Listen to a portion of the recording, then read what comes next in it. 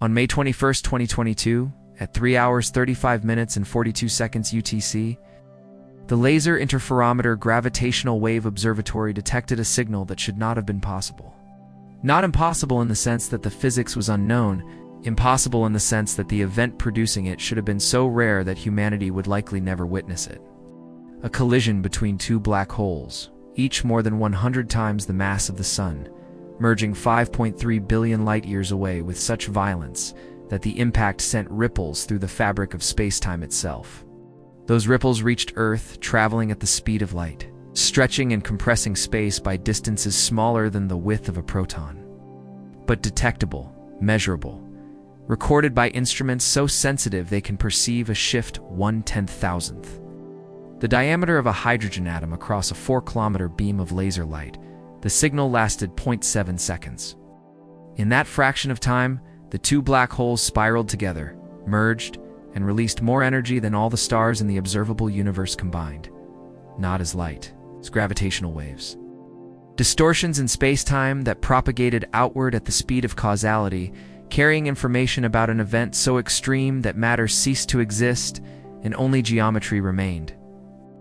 And the most disturbing part was not that we detected it, it was what the detection revealed. Because when astrophysicist Maya Fishbuck at Northwestern University analyzed the signal, she discovered that the merger should not have occurred.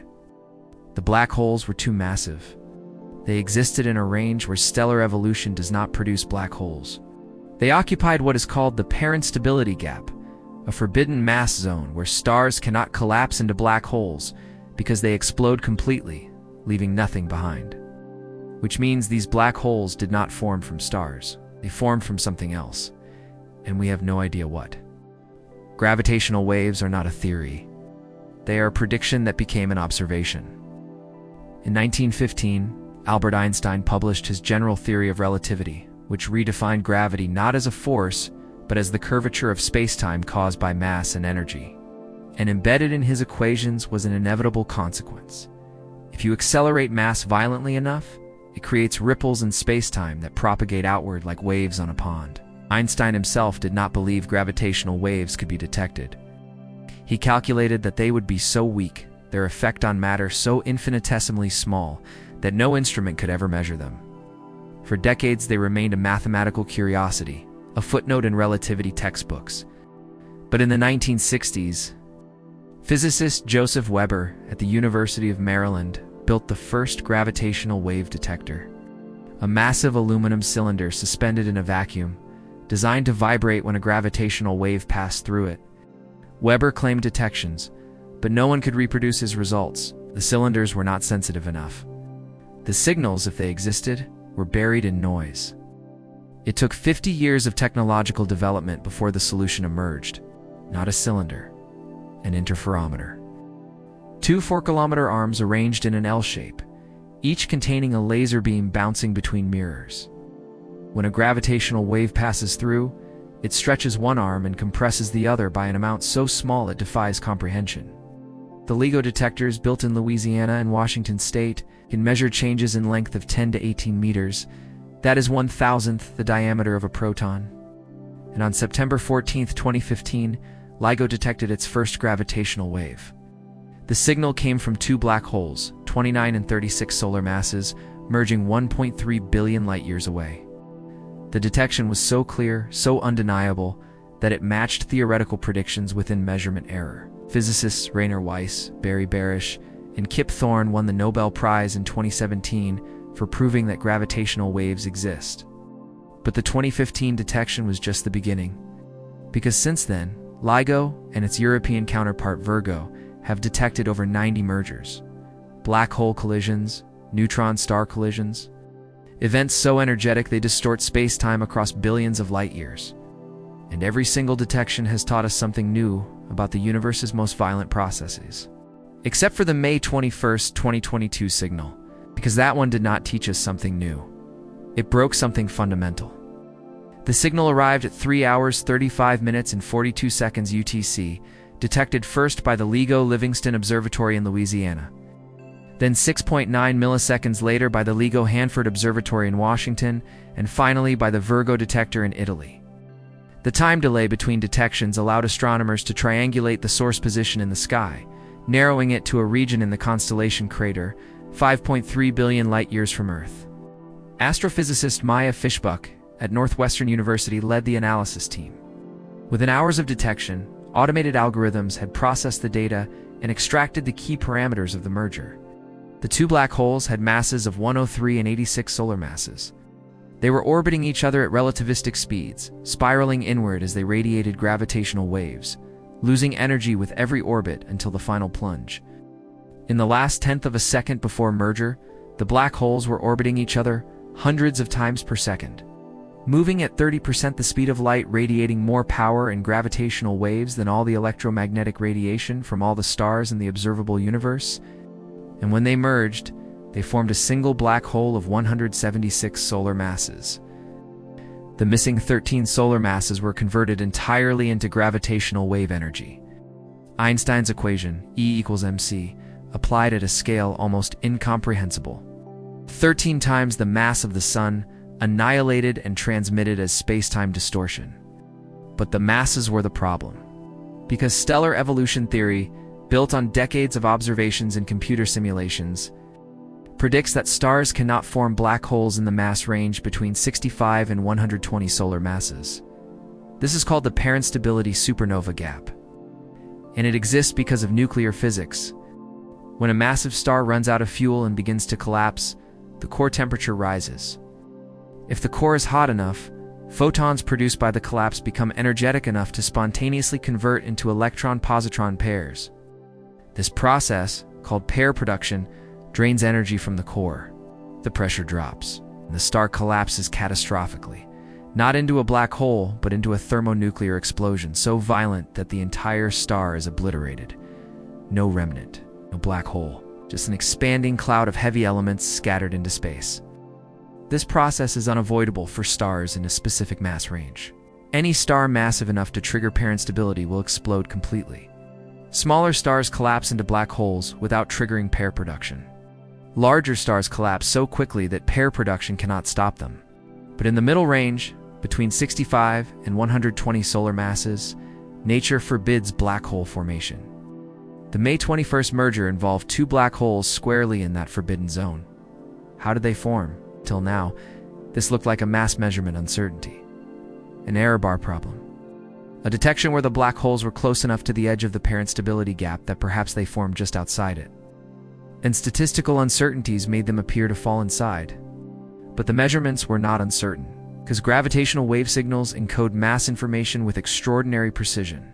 The frequency of the waves, the rate at which they chirp upward as the black holes spiral inward, depends directly on the masses of the merging objects. LIGO's detectors measure this chirp to within fractions of a percent.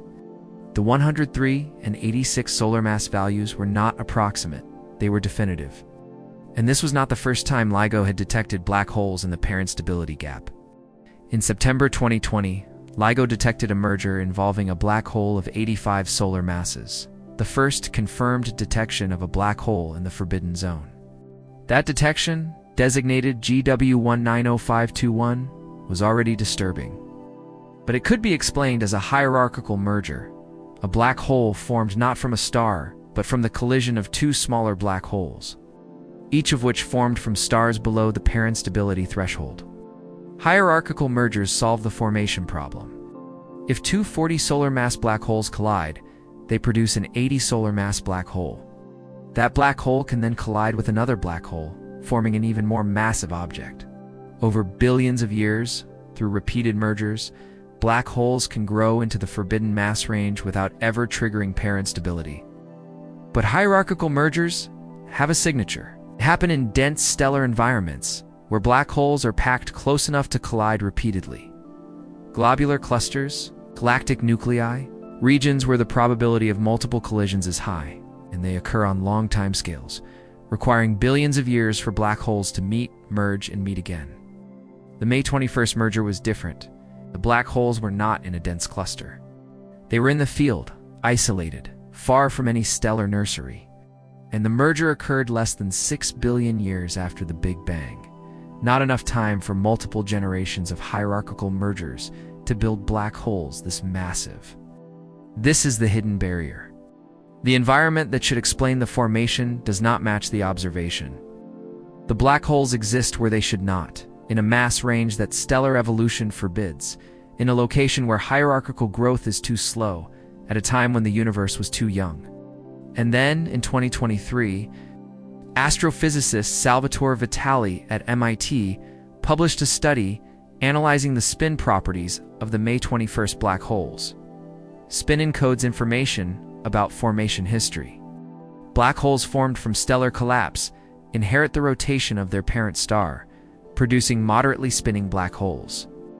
Black holes formed from hierarchical mergers have spins determined by the orbital angular momentum of the merger, often producing rapidly spinning black holes with aligned spin axes.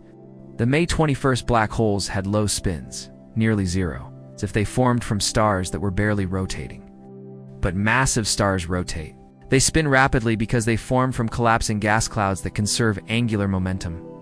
Low-spin black holes should not exist at high masses, unless the black holes did not form from stars at all. Why are we detecting objects that no formation pathway can produce? In 2024, cosmologist Juan Garcia-Bellido from Madrid shared a bold idea. He suggested that the black holes detected by LIGO in the pair-instability gap are not stellar remnants. They are primordial black holes, objects formed in the first second after the Big Bang. Before stars existed, created by density fluctuations in the primordial plasma that collapsed directly into black holes without ever forming stars. Primordial black holes are speculative. They have never been directly observed. But they could explain the mass gap problem, because primordial black holes do not form from stars. They form from pure energy, compressed by the expansion dynamics of the early universe. Their masses are determined by the density fluctuations present at the moment of formation, not by stellar evolution. They could exist at any mass, including the forbidden zone. Garcia-Bellido calculated that if primordial black holes make up even a small fraction of the dark matter in the universe, LIGO should detect mergers involving pair-instability mass black holes at the rate observed. The May 21st merger was not an anomaly. It was evidence that dark matter is not an unknown particle. It is black holes, invisible, ancient, scattered throughout the universe, colliding occasionally, producing gravitational waves that reveal their existence. But the hypothesis had a problem. Primordial black holes should merge continuously throughout cosmic history. And if they exist in sufficient numbers to explain dark matter, LIGO should detect far more mergers than observed. The data does not match. In 2024, the LIGO-Virgo-Kagra collaboration, now expanded to include the Kagra detector in Japan, released their 4th Gravitational-Wave Transient Catalog, a comprehensive list of all detections from the latest observing run. The catalog contained 194 confident detections, more than double the previous count, and buried in the data was a pattern that no one had predicted. Astrophysicist Carl Rodriguez at the University of North Carolina analyzed the mass distribution of detected black holes and found that the pair-instability gap was not empty. It was populated. Multiple detections. Black holes at 70, 85, 103, 110 solar masses. Far more than statistical chance allowed.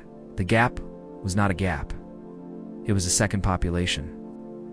This was the proof that black hole formation is not singular. There's not one pathway. There are at least two. One pathway produces black holes from stellar collapse, filling the low mass range up to the pair-instability threshold. Another pathway produces black holes in the forbidden zone through a mechanism we have not identified. Rodriguez ran population synthesis models, simulating millions of binary star systems to determine what fraction could produce black holes in the mass gap through exotic stellar evolution. He tested models with rapid rotation, which delays pair-instability by mixing helium into the core, tested models with low metallicity, where the lack of heavy elements changes the core structure, tested models with binary interactions where mass transfer between stars alters their evolution. None of them produced enough mass gap black holes to match the LIGO detections. The observed population was too large, too common.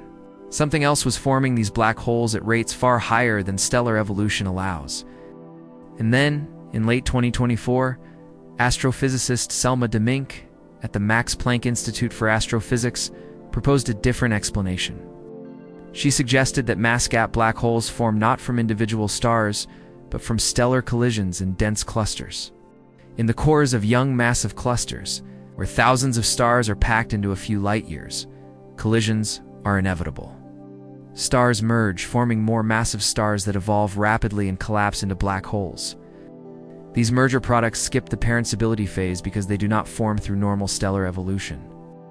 They are collision remnants, objects assembled from multiple stars, with internal structures that do not follow the standard mass-core relationship. When they collapse, they bypass the conditions that trigger pair-instability and form black holes directly, even in the forbidden mass range. Domingues models predicted that stellar collisions in massive clusters should produce black holes between 60 and 130 solar masses at rates consistent with LIGO detections. The May 21st merger was not exotic. It was the natural outcome of dense stellar environments, regions where stars collide and merge before they have time to evolve normally. But the model required that these collisions happen frequently, far more often than standard cluster dynamics predict. And it required that the black holes formed from collisions remain in the cluster long enough to find partners and merge again. Producing the gravitational wave signals LIGO detects, the final test came in early 2025, when astronomers using the James Webb Space Telescope identified candidate massive clusters in distant galaxies where the stellar density and collision rates were high enough to produce mass-gap black holes. These clusters were young, less than 10 million years old, still embedded in the gas clouds that formed them. And their stars were colliding, merging, creating massive collision products that would eventually collapse into black holes. This was not confirmation, but it was consistency. The environments existed where the formation pathway could operate. The black holes we detect in gravitational waves are not anomalies. They are the natural products of the universe's most violent stellar nurseries. On May 21, 2022, at 3 hours 35 minutes and 42 seconds UTC, spacetime rang like a bell. Two black holes, each more massive than stellar evolution should allow, collided 5.3 billion light-years away and sent a signal across the universe. That signal traveled at the speed of light, crossing half the observable universe, arriving at Earth as a distortion in spacetime smaller than a subatomic particle. And we detected it, not by chance, not by luck, but because we built instruments sensitive enough to measure the universe's most subtle vibrations. We listened to gravity, and gravity spoke. But the message was not what we expected, because the black holes that merged should not exist. They occupy a mass range forbidden by nuclear physics, a zone where stars explode completely and leave no remnants. And yet they are there. Multiple detections? A population of objects that challenges every model of stellar evolution we have built, which means either stars evolve in ways we have not yet observed, colliding and merging in dense clusters to bypass the pair-instability mechanism, or black holes form through pathways that do not involve stars at all, relics of the early universe. Primordial objects that have existed since the first moments after the Big Bang, and the most unsettling realization is that we are only now hearing these collisions. Gravitational wave astronomy began in 2015. Before that, the universe was silent, not because the collisions were not happening, but because we had no ears to hear them. How many black hole mergers occurred in the billions of years before we built LIGO? How many spacetime ripples passed through Earth undetected, carrying information about the universe's most violent events, information we were too primitive to capture? And once you realize that the universe is ringing constantly, that black holes are colliding every few minutes somewhere in the cosmos, that space-time is vibrating with signals, we are only beginning to decode. You start to understand how much we have missed. How many other gravitational wave sources exist that LIGO is not sensitive enough to detect? How many mergers of intermediate mass black holes, supermassive black hole binaries, exotic compact objects we have not even theorized yet, are broadcasting their existence at frequencies we cannot hear? Subscribe to Universe Uncovered, because the universe is not silent, it is ringing, and we are only now learning to listen.